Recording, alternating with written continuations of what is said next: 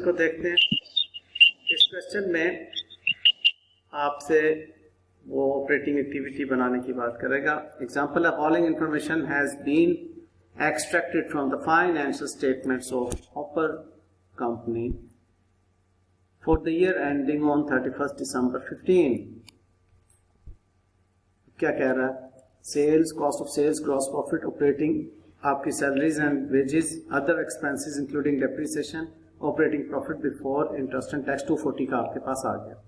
उसके बाद interest charges और टैक्स ऑन प्रॉफिट्स। आपने स्टेटमेंट ऑफ कैश फ्लोज बनानी है, कुछ और इंफॉर्मेशन दी हुई है उसने। Extract from the statement of financial position.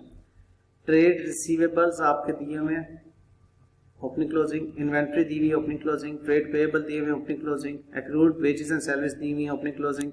Accrued interest charges, financial expenses दिए हुए, opening closing. Tax payable, opening closing आपको दिया हुआ है। बेटे जान, ये इंफॉर्मेशन आपके पास है। मैं पॉज ले रहा हूं।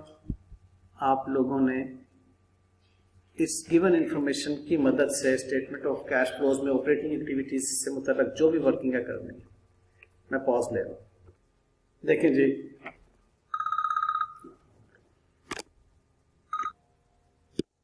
वेल सेल्स 1280 और ये आपके पास रिसीवेबल्स हैं 233 और 219, ओपनिंग एंड क्लोजिंग।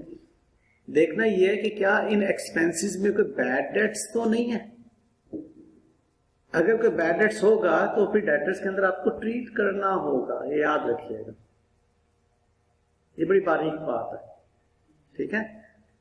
तो हमें यहां से कैश कलेक्टेड फ्रॉम कस्टमर मिल जाएगा। कितना आपके पास वर्कआउट हुआ जी कैश कलेक्टेड फ्रॉम कस्टमर?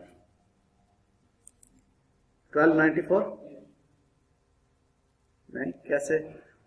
आपने क्या किया? देखो, आपने इसके लिए ये कस्टमर का अकाउंट बनाया, ठीक है। ये कस्टमर का अकाउंट आपने बनाया। Opening 233, closing 219। आपने ओपनिंग की जगह क्लोजिंग की जगह। अब ये काम नहीं होना चाहिए बेटा, ठीक है। तो ये सेल्स आपने लिखी 1280 की, ओपनिंग ऐड किया इसमें, क्लोजिंग लेस किया, आपके पास 1294 आ गया। अब आपने बनाना है क्रेडिटर्स का अकाउंट। अब क्रेडिटर्स का अकाउंट यानी कि सप्लायर्स का रैंडम बनाने के लिए आपके पास परचेजेस चाहिए। अब परचेजेस तो है नहीं, तो अब आप पहले परचेजेस मालूम करेंगे कॉस्ट ऑफ गुड्स सोल्ड से। तो कॉस्ट ऑफ गुड्स सोल्ड से परचेजेस मालूम करने के लिए आप ये वर्किंग करेंगे, यानी कि कॉस्ट ऑफ गुड्स सोल्ड में क्लोजिंग एंड ओपनिंग इन्वेंट्री को माइनस करेंगे तो परचेजेस 406 की आपके पास आ जाएंगे। उसमें ओपनिंग क्रेडिटर्स जो आपके पास 102 के हैं और क्लोजिंग क्रेडिटर्स 125 के, उनको वर्कआउट करेंगे तो आपके पास कैश पेड टू क्रेडिटर्स 383 आ जाएगी फिगर। एम आई राइट? अब ये 1294 और कैश पेड टू क्रेडिटर्स 383 ये आपके पास आ गया। अब हमने लेना cash paid to and on behalf of employees एंड फिर cash paid for other operating expenses. बताइए क्या यही वर्किंग आपको मतलब कैश 293 की cash paid to and on behalf of employees की यही वर्किंग है आपकी? और cash paid for other operating expenses 325। ये कैसे है मैं आपको यहां पर दिखा देता हूं। सी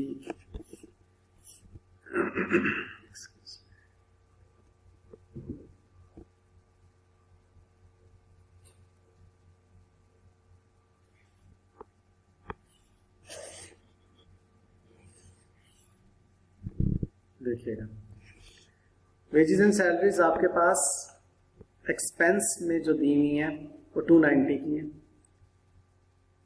आप प्लस माइनस से रिवर्स वर्किंग के जरिए से करना चाहें तो ये देख लें, नीचे आप लिखें 290 और जो मैंने आपको बताया था आप क्लोजिंग ड्यू को इसमें आप माइनस करेंगे और ओपनिंग ड्यू को प्लस करेंगे तो you will get cash flow. या टी अकाउंट के जरिए से बनाना चाहें, जो आपको आसान लगे वो आप काम कीजिए, ठीक है जी। ये आपकी वेजेस एंड सैलरी से cash paid to and on behalf of employees work out होता है। ये मैंने थोड़ा सा जूम कर दिया, आपको इजी हो जाएगा देखना। अगर ये वर्कआउट ठीक नहीं हुआ तो मुझसे पूछ लीजिए, अगर हो चुका है तो एक्सेप्ट।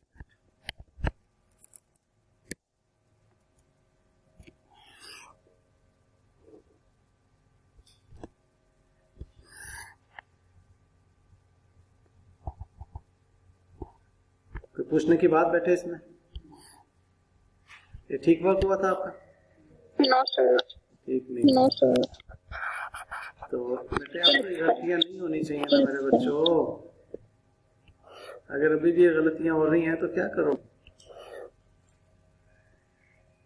मैं कितना स्लो स्लो आपको ये काम करवा रहा हूँ, सिर्फ इसलिए कि आप लोग कहीं पर गुम ना हो जाए।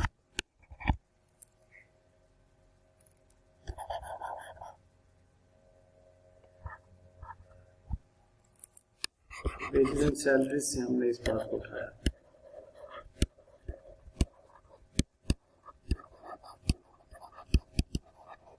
बेटे ये सिर्फ वर्किंग ही है और तो कुछ भी नहीं है इसके अंदर। ये वर्किंग भी वो है जो कि आप लोगों ने एक्रूवल्स के अंदर भी पढ़ी हुई है और फाइनेंशियल स्टेटमेंट बनाते हैं उसमें भी आपने बहुत अच्छे तरीके से सब कुछ पढ़ा हुआ है। तो ये प्रॉब्लम तो नहीं आनी चाहिए आपको। गलती कहाँ पर है मुझे गलती